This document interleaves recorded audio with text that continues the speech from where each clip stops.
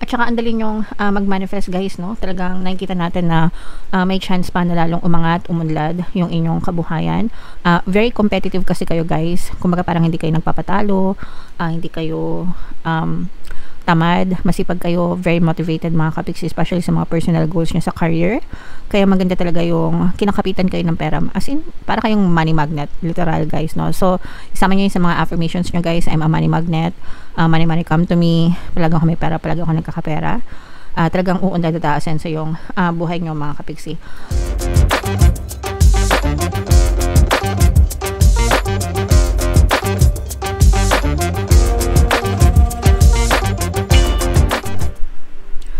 Hello guys, hello Sagittarius, welcome back to Pinoy Pixie Tarot. Ang pamagat ng episode natin for tonight is monthly horoscope para ngayong September guys, para sa Sagittarius, Sun, Moon, Rising Sign, and Venus.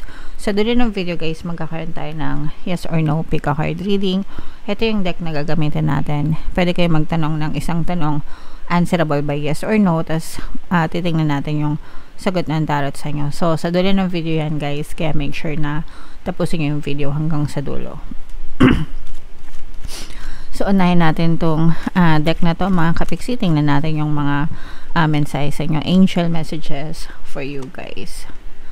Within the next few months, ito yung timeline mga kapiksi, no? Pagpasok ngayong September, within the next few months mga kapiksi, maaari kayong makita ng movement or movement or paggalaw tungkol dun sa mga bagay na pinagdadasal nyo and sa mga bagay na hinihiling nyo sa nasa taas. Syempre guys, pwede pa itong mas mapabilis or pwede pa rin mas tumagal, depende sa kung ano yung focus ng inyong attention, kung gaano kayo ka focus mga kapiksi. Syempre, the more na nagfo-focus kayo guys, the more na kumbaga the more na binubuhos nyo yung attention nyo dun sa bagay na gusto nyo, the more na nagfo-flow yung energy nyo dun, and the more na nagmamanifest siya sa inyong physical reality. So if you want things to manifest fast sa buhay nyo, ang kailangan nyo lang gawin is mag-focus and mag-persist. Pag sinabing mag-persist, magpursige, no? Magpursige kayo, guys. Kahit gaano kahirap, no? Just persist. Walang sukuan, mga kapiksi. Alright? Okay. So, what else? Tingnan pa natin, guys. Ask your angels, mga kapiksi, if merong mga bumabagabag sa inyo, naguguluhan kayo, may mga agam-agam kayo sa buhay, pray. Just pray mga kapiksi. Idulog nyo lahat sa nasa taas, sa inyong mga anghel gabay mga kapiksi. Isumbong nyo lahat ng gusto nyong isumbong. Umiyak kayo kung gusto nyo. And ask help, no? Humingi ng gabay, humingi ng tulong, humingi ng protection, mga kapiksi. Alright? Huwag kayong mahiya na humingi ng tulong guys. Libre yan, at saka unli, at saka deserve nyo yan, mga kapiksi. Okay? And another message, Sagittarius, wow, romance. So, magandang mensahe ito na maganda yung inyong romantic department guys ngayong bare months, kung kayo, or September kung kayo ay single mga kapiksi, maaaring may kumatok na pag-ibig sa inyo. And kung kayo naman ay currently in a relationship na guys, maaaring maging ma-okay, maging harmonious yung relationship nyo sa inyong mga partner or specific person.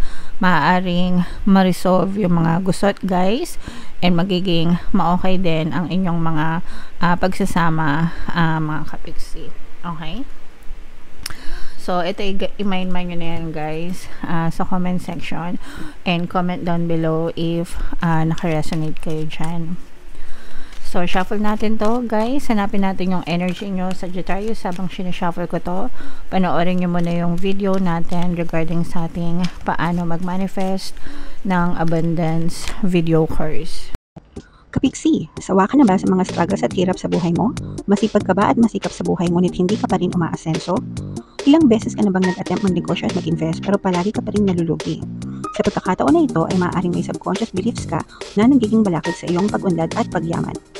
Introducing, paano mag-manifest ng abundance video course.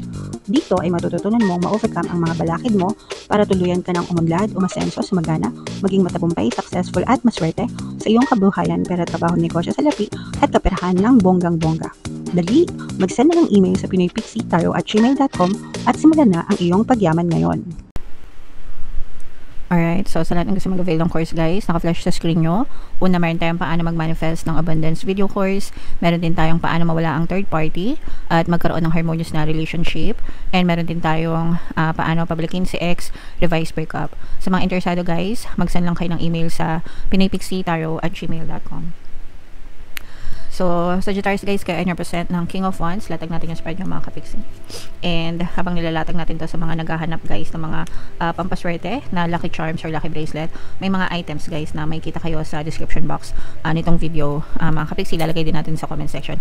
Ito yung sample products guys. Ito yung aventurine at saka ito yung citrine. Check out na guys. Excuse me.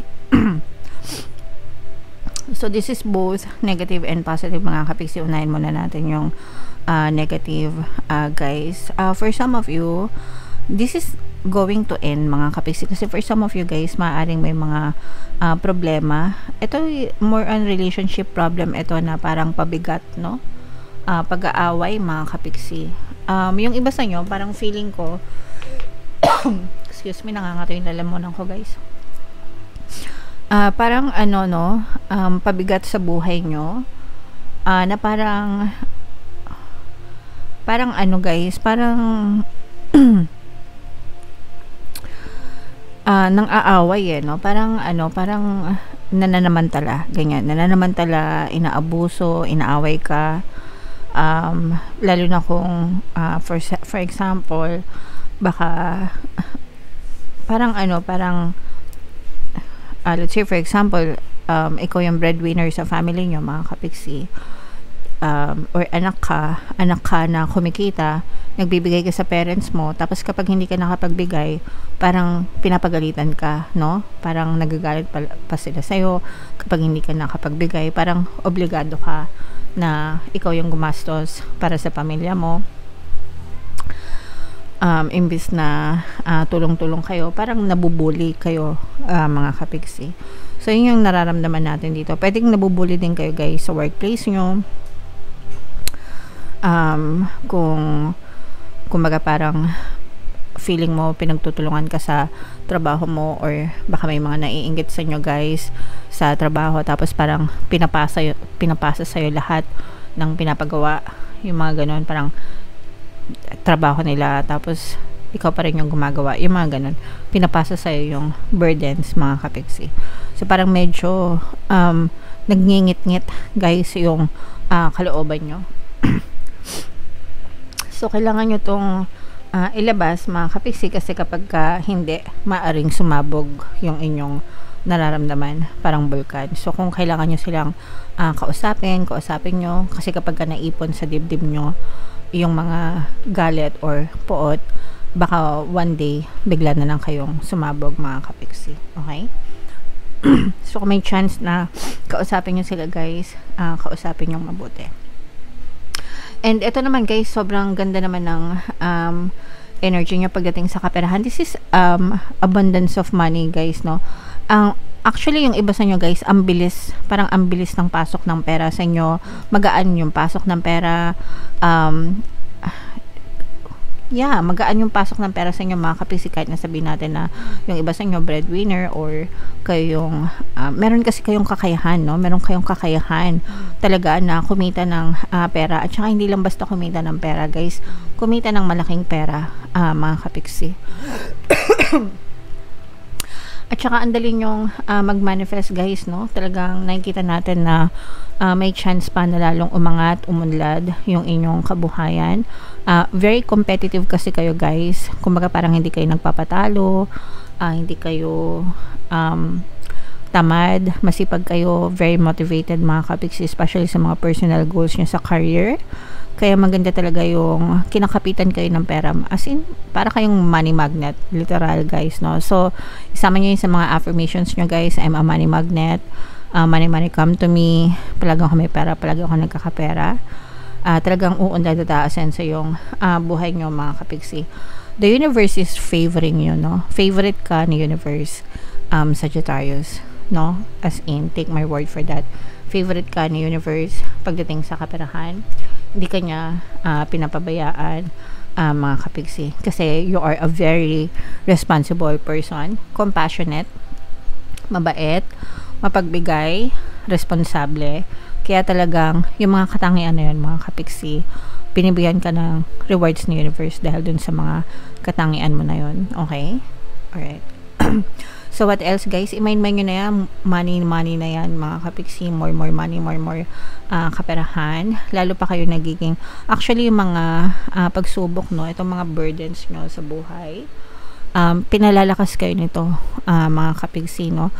Kaya kayo mas lalong nagiging mature. Hindi kayo iyak, kaya hindi kayo pabebe, guys. Kasi, kayang-kaya nyo dahil sa mga pinagdaanan nyo. But you have to heal, mga kapiksi. Kailangan maalis yung mga galit or kung ano man yung tinatanim nyo sa buhay nyo or sa puso nyo. Kapag inalis nyo yan, mga kapiksi, mas lalong bubulusok yung blessings sa buhay nyo. Guys, mag-ingat kayo sa mga manloloko. This is manloloko pagdating sa kaperahan, mga kapiksi. Kasi nga, yung iba sa nyo nananagana. So, meron talagang tendency na abusuhin kayo ng ibang tao. Kahit na guys, kahit na mga kamag-anak nyo, parang may tendency na abusuhin kayo, yung tipong hingi ng pera, akala mo ATM ka, ganyan, na diba, yung mga ganun. I mean, walang masamang tumulong, guys, kung kailangan talaga. Pero pagdating dun sa time na feeling nyo abusado na and parang naagrabyado na kayo, it's okay to say no, mga kapiksi, no? It's okay to say no kasi pinaghirapan nyo yan, mga kapiksi. So, wag nyong basta wag kayong magpapaloko sa ibang mga tao, mga kapiksi. Alright? So, napakaganda ng energy nyo, Sagittarius, especially pagdating sa pera, guys. Sinabi ko na yan. So, i-main nyo na lahat yan. Mga money, energy na yan, mga kapiksi. So, ito na yung ating yes or no. Pick a card reading. Huminga ng malalim, guys. Tapos, isipin ang tanong sa isip, mga kapiksi. Isang tanong, answerable by yes or no. Yung gusto nyo malaman for September.